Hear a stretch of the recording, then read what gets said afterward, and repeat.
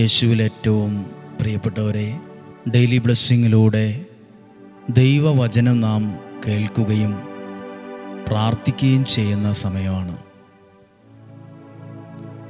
പ്രാർത്ഥനയോടെ നല്ലൊരു ദിവസം നിങ്ങൾക്ക് ഓരോരുത്തർക്കും ആശംസിക്കുന്നു. ദൈവത്തിൻ്റെ എല്ലാ അനുഗ്രഹവും നിങ്ങൾക്കുണ്ടാകട്ടെ. ജീവിതത്തിൽ കടുത്ത സാമ്പത്തിക പ്രതിസന്ധികൾ അനുഭവിക്കുന്നവരുണ്ട്.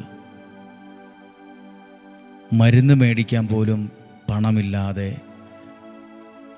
അത്യാവശ്യത്തിന് പോലും പണമില്ലാതെ വലിയ സാമ്പത്തിക പ്രയാസം, പ്രതിസന്ധികൾ അനുഭവിക്കുന്നവരുണ്ട്. ജീവിതത്തിൽ വലിയ കഷ്ടത്തിലൂടെ കടന്നു പോകുന്നവരുണ്ട്. നഷ്ടം അനുഭവിക്കുന്നവരുണ്ട്. ജീവിതത്തിലൊരു തീരുമാനമെടുക്കാൻ ബുദ്ധിമുട്ട് അനുഭവിക്കുന്നവരുണ്ട്. പഠനം പാതി വഴിക്ക് നിന്നു പോകുമോ എന്ന് പേടിക്കുന്നവരുണ്ട്. നിങ്ങൾക്കെല്ലാവർക്കും വേണ്ടി പ്രാർത്ഥിക്കുമ്പോൾ നിങ്ങളുടെ ജീവിതത്തിൽ ദൈവത്തിൻ്റെ കരം നിങ്ങളെ ഏറ്റവും അത്ഭുതകരമായി നടത്തും. വചനം വിശ്വസിക്കുക മാത്രമല്ല, അത് വിശ്വസിച്ച് ഏറ്റെടുക്കുമ്പോൾ കൂടിയാണ് ആ വചനത്തിലെ അനുഗ്രഹങ്ങൾ നമ്മിൽ യാഥാർത്ഥ്യമാകുന്നത്. ഇന്ന് ഡെയിലി ബ്ലെസ്സിങ്ങിൽ വചനം കേൾക്കുമ്പോൾ ആ വചനം നിങ്ങൾ കേൾക്കുക മാത്രമല്ല, ആ വചനം വിശ്വസിക്കുക മാത്രമല്ല, അത് വിശ്വസിച്ച് ഏറ്റെടുക്കുക കൂടി വേണം. അപ്പോഴാണ് ആ വചനത്തിലെ അനുഗ്രഹങ്ങൾ ജീവിതത്തിൽ യാഥാർത്ഥ്യമായി വരുന്നത്. നിങ്ങൾക്ക് വേണ്ടി പ്രാർത്ഥിക്കുന്നു. ഡെയിലി ബ്ലെസ്സിങ്ങിലും നിയോഗം വെച്ച് പ്രാർത്ഥിക്കുന്നവരും ഒക്കെ ഉണ്ട്. എല്ലാവരെയും ഓർത്ത് ദൈവസന്നിധിയിൽ സമർപ്പിച്ച് പ്രാർത്ഥിച്ച് ഈ വചനം നമുക്ക് കേട്ട് പ്രാർത്ഥിക്കാം. വിശുദ്ധ യോഹന്നാൻ്റെ സുവിശേഷം 4-ാം അധ്യായം 49 മുതലുള്ള വാക്യങ്ങൾ. വിശുദ്ധ യോഹന്നാൻ്റെ സുവിശേഷം 4-ാം അധ്യായം 49 മുതലുള്ള വാക്യങ്ങൾ. അപ്പോൾ ആ രാജസേവകൻ അവനോട് അപേക്ഷിച്ചു, കർത്താവേ, എൻ്റെ മകൻ മരിക്കും മുമ്പ് വരണമേ. രാജസേവകൻ യേശുവിനോട് അപേക്ഷിച്ചു, എൻ്റെ മകൻ മരിക്കാറായി കിടക്കുവാണ്, മരിക്കുന്നതിന് മുമ്പ് എൻ്റെ അടുത്തു വരണമേ എന്ന് അപേക്ഷിച്ചു. 50-ാമത്തെ വാക്യം തൊട്ടു മുകളിൽ യേശു പറഞ്ഞു, പോയിക്കൊള്ളുക, നിൻ്റെ മകൻ ജീവിക്കും, നിൻ്റെ മകൻ ജീവിക്കും. 50-ാമത്തെ വാക്യം, യേശു പറഞ്ഞ വചനം വിശ്വസിച്ച് അവൻ പോയി. ദൈവത്തിൻ്റെ വാക്ക്, ആ വചനം വിശ്വസിച്ച് കേട്ടിട്ട് പോയെന്നല്ല, ആ വചനം കേട്ട് വിശ്വസിച്ചത് ഏറ്റെടുത്തോണ്ട് പോയി. പോകും വഴി മകൻ സുഖം പ്രാപിച്ചിരിക്കുന്നു എന്ന വാർത്തയുമായി ഭൃത്യന്മാർ എതിരെ വന്നു. അവൻ അന്വേഷിച്ചു. ഇന്നലെ 7-ാം മണിക്കൂറിൽ പനി വിട്ടുമാറി എന്നവൻ പറഞ്ഞു. 7-ാം മണിക്കൂറിൽ, ഇന്നലെ ഇന്ന സമയത്താ അത്ഭുതം നടന്നത്, അടയാളം സംഭവിച്ചത്, ആ ദൈവപ്രവൃത്തി അവിടെ നടന്നത് എന്ന് പറഞ്ഞു. 53-ാമത്തെ വാക്യം, നിൻ്റെ മകൻ ജീവിക്കുമെന്ന് യേശു പറഞ്ഞത് ആ മണിക്കൂറിൽ തന്നെയാണെന്ന് ആ പിതാവ് മനസ്സിലാക്കി. 2 സമയവും തമ്മിൽ കണക്റ്റ് ചെയ്തു. ഏത് സമയത്തായി ഈ സംഭവം നടന്നേ?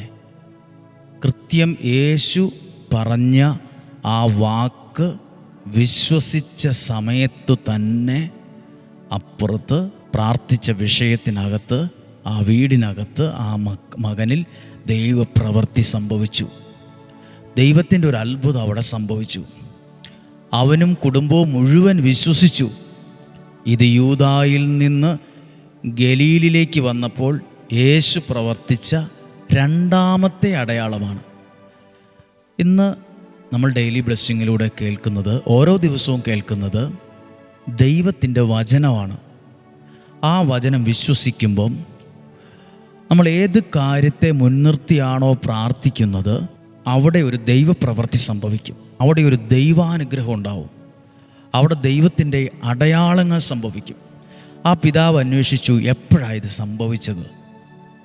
അപ്പോൾ 2 സമയം തമ്മിൽ കാൽക്കുലേറ്റ് ചെയ്തു, കണക്ക് കൂട്ടി. കൃത്യം മനസ്സിലാക്കി യേശു പറഞ്ഞ അതേ സമയത്ത് ആ വ്യക്തി വിശ്വസിച്ച് അവിടുന്ന് ഇറങ്ങിയ ആ സമയത്ത് തന്നെ അപ്പുറത്ത് ദൈവപ്രവൃത്തി സംഭവിച്ചു. നിങ്ങളും ചില വിഷയങ്ങൾക്ക് വേണ്ടി ഏറ്റവും ആത്മാർത്ഥതയോടെ പ്രാർത്ഥിക്കുന്നവരാണ്, ദൈവസന്നദ്ധിയിൽ പ്രാർത്ഥിക്കുന്നവരാണ്. നിങ്ങളുടെ പ്രിയപ്പെട്ടവർ ചിലപ്പോൾ ദൂരെയായിരിക്കാം, അവർക്ക് വേണ്ടിയായിരിക്കും പ്രാർത്ഥിക്കുന്നത്. അവരുടെ ജീവിതത്തിൽ ഒരു അടയാളം സംഭവിക്കാൻ പ്രാർത്ഥിക്കുന്നുണ്ട്. നമ്മൾ ഇവിടെ ഇരുന്ന് പ്രാർത്ഥിക്കുമ്പോൾ അപ്പുറത്ത് നമ്മൾ പ്രാർത്ഥിച്ച വിഷയത്തിനകത്ത് ദൈവത്തിൻ്റെ അടയാളങ്ങൾ സംഭവിക്കും. അതാ പറഞ്ഞത്, വചനം കേട്ടാൽ മാത്രം പോരാ, അത് വിശ്വസിച്ചാൽ മാത്രം പോരാ, അത് വിശ്വസിച്ച് ഏറ്റെടുക്കണം. അപ്പോഴാണ് ആ അനുഗ്രഹം, ആ വചനത്തിനകത്തുള്ള അനുഗ്രഹം എന്നിലും നമ്മൾ ഓരോരുത്തരിലും അത് യാഥാർത്ഥ്യമാകത്തുള്ളൂ. പ്രാർത്ഥിക്കുവാണ്. നമ്മുടെ കർത്താവ് ഈശോ മിശിഹായുടെ കൃപയും പിതാവായ ദൈവത്തിൻ്റെ സ്നേഹവും പരിശുദ്ധാത്മാവിൻ്റെ സഹവാസവും നിങ്ങളോടുകൂടെ ഉണ്ടായിരിക്കട്ടെ. ഇന്ന് കേട്ട ആ വചനത്തിൻ്റെ അനുഗ്രഹം ഈ പ്രിയപ്പെട്ടവരിൽ ഉണ്ടാകട്ടെ. ജീവിതത്തിൽ ഒറ്റപ്പെടൽ അനുഭവിക്കുന്നവരുണ്ട്, മനസ്സ് തളർന്നവരുണ്ട്, കുടുംബജീവിതത്തെ സന്തോഷമില്ലാതെ ഭാരപ്പെടുന്നവരുണ്ട്, മക്കളെ ഓർത്ത് അവരുടെ ആരോഗ്യമോർത്ത് സ്വഭാവമോർത്ത് ഭാരപ്പെടുന്നവരുണ്ട്, കടുത്ത സാമ്പത്തിക പ്രതിസന്ധിയിലൂടെ കടന്നു പോകുന്നവരുണ്ട്, വീട് സ്ഥലമൊന്ന് വിൽക്കാൻ നോക്കുന്നവരുണ്ട്, ഒരു പുതിയ ജോലി ആഗ്രഹിക്കുന്നവരുണ്ട്, ജോലിയിൽ പ്രൊമോഷൻ ആഗ്രഹിക്കുന്നവരുണ്ട്, ജോലിയിലെ ബുദ്ധിമുട്ട് മാറാൻ പ്രാർത്ഥിക്കുന്നവരുണ്ട്, ശമ്പളം കൂടുതൽ കിട്ടാൻ ആഗ്രഹിച്ച് പ്രാർത്ഥിക്കുന്നവരുണ്ട്, ബിസിനസ്സിന് വേണ്ടി പ്രാർത്ഥിക്കുന്നവർ, വരുമാന മാർഗങ്ങൾ, തൊഴിൽ മേഖലകൾ, ടാക്സി ഓടിക്കുന്നവർ, ദിവസേനയുള്ള കൂലിവേലയ്ക്ക് പോകുന്നവർ, വളർത്തുമൃഗങ്ങളെ വളർത്തുന്നവർ, അതിൻ്റെ വരുമാനം കൊണ്ട് ജീവിക്കുന്നവർ, കടലിൽ ജോലി ചെയ്യുന്നവർ, നഴ്സിംഗ് ജോലി ചെയ്യുന്നവർ, പോലീസ് ഉദ്യോഗസ്ഥർ, എല്ലാവർക്കും വേണ്ടി പ്രാർത്ഥിക്കുന്നു. മാതാപിതാക്കൾ, കുഞ്ഞുങ്ങൾ, ഗർഭിണികൾ, ഓട്ടിസം പോലുള്ള അവസ്ഥകൾ ഉള്ള കുഞ്ഞുങ്ങളെ ഓർത്ത് ഭാരപ്പെടുന്നവർ, മനോരോഗ വൈകല്യമുള്ളവർ, ദൈവം എല്ലാവരെയും ഓർത്ത് പ്രാർത്ഥിക്കുന്നു, ദൈവനാമത്തിൽ ഏൽപ്പിക്കുന്നു, അനുഗ്രഹിച്ച് പ്രാർത്ഥിക്കുന്നു. വചനം കേട്ട നിങ്ങളെപ്പോൾ കണ്ടി പ്രാർത്ഥിക്കുമ്പോൾ രോഗങ്ങൾ, അപകടങ്ങൾ, ദുർമരണങ്ങൾ, മൂപ്പെത്താത്ത മരണങ്ങൾ എല്ലാം മാറിപ്പോകട്ടെ. ദീർഘായുസ്സും ആരോഗ്യം ഉണ്ടാകട്ടെ. ചതികളിൽ നിന്നും വഞ്ചനയിൽ നിന്നും മന്ത്രവാദത്തിൻ്റെ കൂടോത്ര ക്ഷുദ്രപ്രയോഗത്തിന് അസൂയയുടെ എല്ലാ തിന്മയുടെ സ്വാധീനങ്ങളും മാറട്ടെ. നിങ്ങൾ ദൈവീക സംരക്ഷണം ഇരിക്കട്ടെ. ഇന്നും ജീവിക്കുന്ന യേശുവിൻ നാമത്തിൽ നിങ്ങളെ അനുഗ്രഹിച്ച് പ്രാർത്ഥിക്കുന്നു, ഇപ്പോഴും എപ്പോഴും എന്നേക്കും. ആമേൻ. ഒരു വാക്ക് നിങ്ങളോട് പറയാം. ഈ മാസം 25-ാം തീയതി മുതൽ 25-ാം തീയതി തിങ്കളാഴ്ച മുതൽ 31-ാം തീയതി വരെ, അതായത് ജൂൺ മാസം 1-ാം തീയതിക്ക് മുമ്പുള്ള 7 ദിവസം നമ്മുടെ കേരളത്തിൻ്റെ അന്തരീക്ഷത്തിൽ സ്കൂളൊക്കെ തുറക്കാൻ പോവുകയാണ്. കുട്ടികൾ സ്കൂളിലേക്ക് പോകാൻ ഒരുങ്ങുവാണ്. എല്ലാ 2 നിയോഗങ്ങൾക്ക് വേണ്ടി ഉപവാസം പ്രാർത്ഥന നടത്തുവാൻ ആഗ്രഹിക്കുവാണ്.